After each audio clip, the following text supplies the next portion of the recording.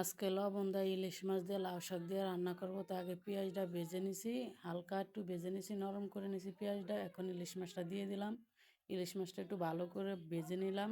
ভাজা শেষে হলুদের গুঁড়া দিয়ে দিলাম, মরিচের গুঁড়া দিয়ে দিলাম, লবণ দিয়ে দিলাম। এই যে লবণ দিয়ে এখন ভালো করে একটু কষিয়ে নিব। কষিয়ে নিয়ে তারপরে যে লাউ শাকটা দিব, একটু হালকা একটু জল দিছি, দিয়ে ভালো করে একটু কষিয়ে নিছি। এখন লাউ শাকটা দিয়ে দিলাম। লাউ শাকটা দেওয়া হয়ে গেছে। তো লবণ দিয়ে ইলিশ মাছ দিয়ে লাউ শাক দিয়ে রান্না করলে মজা লাগে। আর লবণ দেওয়া ইলিশ মাছ যদি মরিচ খোলা দিয়েও খান তাও খুব মজা লাগে। তো এই যে শাকটা দেওয়া হয়েছে, শাকটা আমি ভালো করে কষিয়ে নিছি। আজকে ঝোল দিই না, শাকের ভিতরে শুকনো শুকনো রান্না করব, তাই কোনো ঝোল দিই না। শাকেতে যে ঝোল বাইরেছে ওই ঝোলই রান্না হয়ে গেছে। তো আমার এই লাউ শাকের রেসিপিটা কেমন হয়েছে সেটা কমেন্টে জানিয়ে দিবেন। আপনারা সবাই ভালো থাকবেন। আল্লাহ হাফেজ।